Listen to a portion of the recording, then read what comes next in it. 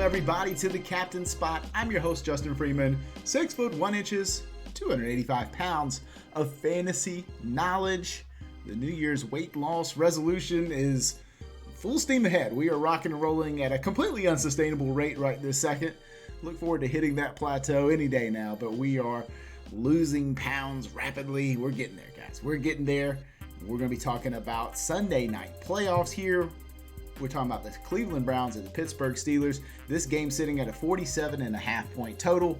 Steelers favored at home by 6.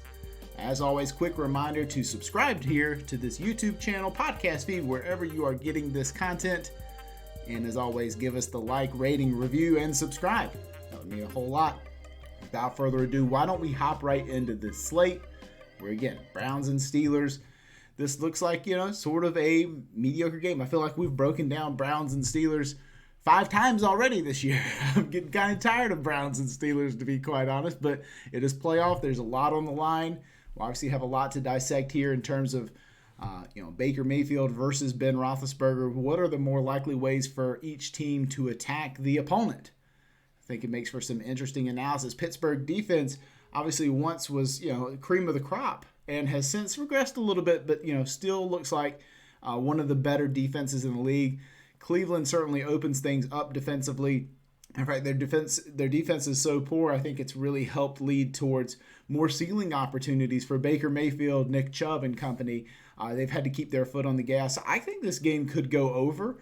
Obviously, it's the third time these teams have played each other this year as division rivals. Those games can tend to be a little bit low scoring, but we just saw this yesterday with the Rams and Seahawks. That game hit the over there pretty easily. So, we never know exactly what to expect. Let's dive into the injury report where we have very few names. We have Kadarius Hodge, who's listed on the COVID list. He's obviously the number 3 wide receiver for the Browns. He will not play, but we also need to keep an eye on wide receiver Donovan Peoples-Jones, who would be the number 3 wide receiver behind Jarvis Landry and Hollywood Higgins. But he is listed questionable here as well. It's a concussion, so those things can be tough to track throughout the week. Obviously, we want to make sure we keep an eye on those inactives 90 minutes before lock, because without Donovan Peoples-Jones, somebody in that receiver core for the Browns is going to have to pick up the slack. So without further ado, why don't we hop into the pricing on this slate, and it starts with our quarterback position. 10-4 for your guy Ben Roethlisberger, 9,600 for Baker Mayfield. As we think about sort of the most likely paths for this game to go, the running game has been non-existent for the Pittsburgh Steelers. I think Ben Roethlisberger is going to have to be a very key part of what we do if we're projecting even a moderate amount of success for the Steelers. It'd be hard to imagine them getting there without Roethlisberger. I think where it gets interesting from there on the Steelers side is then how do you decide which weapons to pair Roethlisberger with? And does Roethlisberger garner captain consideration in your lineups? Typically we want to omit captain quarterbacks that are sort of statues in the pocket, right? But there's at least one exception, and that's when a guy has a multitude of threats to throw the ball to, and he can basically pay off just those guys with just a nominal amount of usage and essentially soak up all of the cumulative benefit for himself. Hope that makes sense. And, whereas Baker Mayfield may have a little bit tougher time doing that. Not so many weapons over there on the Cleveland side. Like, if Baker Mayfield's going to have a big game, it's probably going to be that his legs paid him off. He can make a play around the goal line. I wouldn't call him a mobile quarterback or anything like that.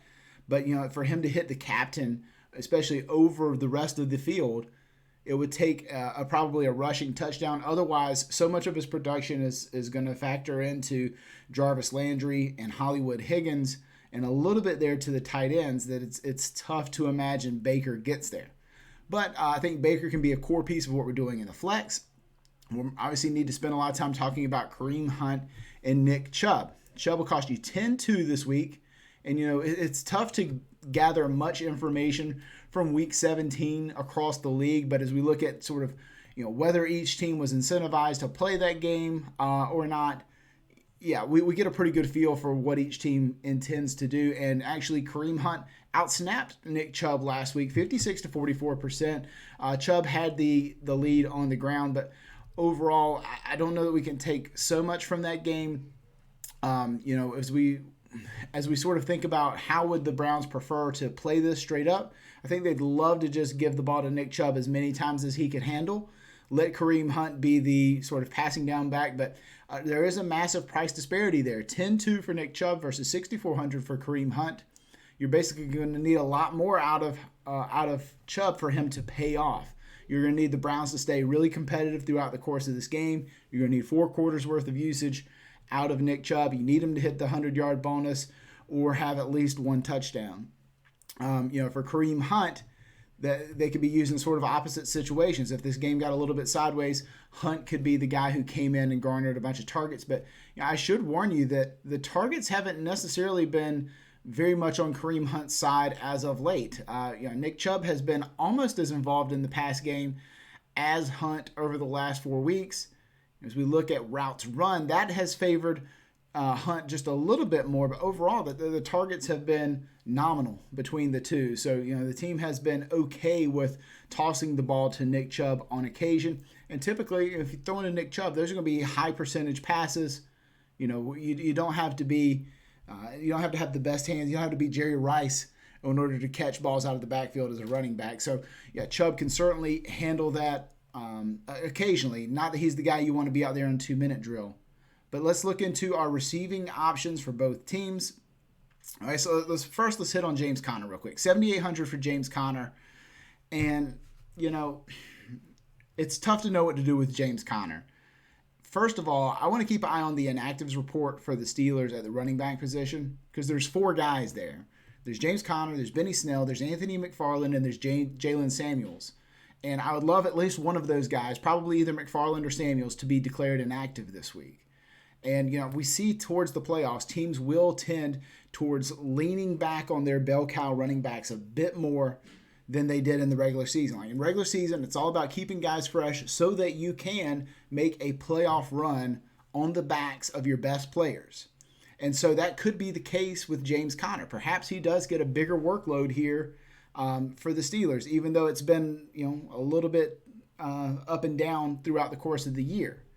So could James Conner possibly carry 16 carries or something like that? Yeah, I think that's possible. I'm probably going to project him for a little bit closer to 12 or 13 carries. But overall, I do expect the Steelers to be able to move the football. If James Conner can be the guy on the field near the red zone as they make their plays, in scoring position, then yeah, I think he could easily pay off. I don't think people are especially excited about throwing James Conner in their lineup, so I imagine you'll be able to gain leverage there on the field in terms of ownership. Looking at the receiving positions, Jarvis Landry will cost you $9,000. He's obviously the most dialed-in receiving option for the Browns, followed by Hollywood Higgins at $5K. Donovan Peoples-Jones is $2K, but figuring out what to do after that's a little bit tough because Kaderil Hodge, we will not get him. And like I said, he was running ahead of Peoples-Jones. So if Peoples-Jones is out, it could be a bit of a toss-up in trying to figure out who is going to be the guy that replaces Peoples-Jones. We've had a couple people pop up in the last couple weeks. That was some good alliteration there. A couple people pop up in the last couple weeks, and that has been Jamarcus Bradley, who played that Week 16 game where the Browns had no wide receivers, as did Marvin Hall. And Marvin Hall and Jamarcus Bradley were both inactive last week, but those would be the 2 guys that would be options as the number 3 should Peoples-Jones not suit up. So just keep them on your radar. Bradley is $200. And Marvin Hall is $200 as well. So whichever one of those guys plays, should Peoples-Jones sits, automatically becomes interesting. At the tight end position for the Browns, $4,800 for Austin Hooper. He's getting a lot of snaps. He's running a lot of routes. I think you can feel pretty confident in what you're getting out of there. But I would also say, keep in mind, David Njoku ran 80% of the team's routes last week. Now, granted, it was Week 17. The Browns sure needed to win, but wasn't exactly like they had their foot on the gas the whole time. So, yeah, 80% of the routes from David Njoku was certainly encouraging. However, you think, why? Why did David Njoku run so many routes? That's because Harrison Bryant was out via COVID. And so now that Harrison Bryant will be back in the lineup, I expect he and David Njoku sort of go to this 2A, 2B split behind Austin Hooper. Looking at the receiving options for the Steelers, I think this is where it gets really interesting. because everything I want to do is play Chase Claypool this week. I'm playing him in the FFPC Playoff Challenge. I'm playing him in DFS, and I want to play him here in Showdown as well. He's $8,600, and here's the case for Chase Claypool. Chase Claypool's snaps, routes, everything were fantastic. Up to about midway through the season, teams started scaling him back, and there was some reporting that came out about Chase Claypool's snaps and routes that essentially said that the coaching staff wanted to avoid Claypool hitting what they called the rookie wall. And I don't know whether that's an analytically sound thing to do, to essentially dodge that by just playing the guy less. But what was encouraging for me is his Week 16 usage. Obviously, the Steelers sat starters in Week 17, but 86% of the team's routes in Week 16. That was ahead of Deontay Johnson and trailed only Juju Smith-Schuster. Basically, those guys became the three-wide set. The big loser in that equation was James Washington, and the team only went, with one tight end on the field primarily, not as much Vance McDonald as we had seen. So overall, I am bullish on Claypool. We know the big playability is there. I think he's going to make for a terrific captain candidate. But overall, let's always remember the fact that Juju, Deontay Johnson, Chase Claypool, Eric Ebron all exist in that same offense makes it really, really hard for any one of them to project out really well as the optimal captain. Even though each of them are great plays independently, the fact that each of the other ones are there really kind of hurts the predictability side. Whereas like Jarvis Landry, we know does not have as much of a ceiling as Chase Claypool does. However, he's the only show in town on the Cleveland offense. So he has probably got a better chance overall, like play the slate out 10,000 times, he's got a better chance of ending up as the captain.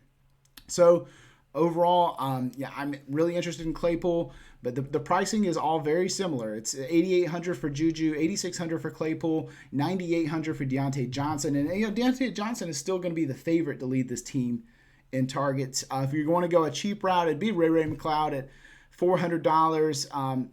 Just tough because he's not getting even as much run as he was getting earlier this year, but it's probably James Washington at $1,400, but he is the guy who I think is sort of odd man out now that the Steelers want to be more adamant about running with their three studs, which is sort of my personal take on how I think they should run it. Let's take a look at our captain usage this week, and it is Ben Roethlisberger who pops up at the top of the list here, and that surprised me. I just kind of had to think through the logic there because we don't see statues as optimal quarterbacks very often. And Ben is sort of one of those exceptions because we just named 4 elite options that maybe elite's a strong word, but 4 strong options, very, very similar possibly in talent level and opportunity, who could all possibly soak up targets from Ben Roethlisberger. The fact that it can go so many different directions means Ben could have a big day and not necessarily create an even bigger day for any one of his pass catchers. So I think that's an interesting concept. It obviously takes into consideration the Pittsburgh offense is in a good spot here against Cleveland. James Conner after that was another surprise, but you think about, well, there's a multitude of ways Pittsburgh can win this game. Well, sure, it's primarily going to be via the passing game, but James Conner could easily have a 2-touchdown game here. I think the Steelers are going to score points here against the Browns. James Conner, a guy we kind of forget about, and I have boosted his workload for this week in anticipation that the Steelers will sort of narrow up that opportunity tree there in that backfield. Nick Chubb after that, Juju Smith-Schuster, Deontay Johnson, Jarvis Landry, Baker Mayfield, Chase Claypool. So you see Claypool is the lowest among those 3 wide receivers for the Steelers in the simulations. Well, you know what? Screw the simulations. I want to play Chase Claypool anyway. It's tough for the sims to honestly factor in some of the things that I'm considering. So I think it's always just worth identifying what the simulation considers and what it does not. And I think in this case, the sims may not quite get the fact that Chase Claypool's ceiling is as big as it is. Looking at our flex options, it's the 2 quarterbacks, Roethlisberger and Mayfield, followed by James Conner, Juju Smith-Schuster. And I should mention, Juju Smith-Schuster's quietly having a good year in terms of total volume. I believe it's 97 total receptions he's had so far this year. That's totally snuck up on me, but he is, doing a great job hauling in targets. Not the same can be said for Deontay Johnson. Just a great catch rate for Juju Smith-Schuster, even though the explosion hasn't been there across the board. After that is Nick Chubb, Chase Claypool, Deontay Johnson, Kareem Hunt, Jarvis Landry, Eric Ebron, and Rashard Higgins. So that will do it, guys. We have the information we need. We can rock and roll with this slate. It should be a lot of fun. There are a lot of different ways to play that Steelers offense. I think maybe James Conner, after having talked through this, James Conner may be sort of my favorite leverage point here because people have forgotten about him. He's not very exciting, not very attractive. He's not been extraordinarily productive, but we know that the ground game can be a way that pays off, especially in small sample sizes. And so if everybody's off of him, even more reason for us to be on him. We can play the game that way. Overall, we got the information we need. Let's go out, rock and roll, make a little bit of money. That'll do it for Wild Card Weekend. Stay tuned next week. It'll be the divisional round. We'll have more content for you. The Saturday show will be over on the Mayo Media Network. The Sunday show right here on the Captain Spot YouTube channel. As always, it'll be available. Both shows will be available on the Captain Spot podcast feed. Make sure you find that. That'll do it, guys. See you next week, and good luck.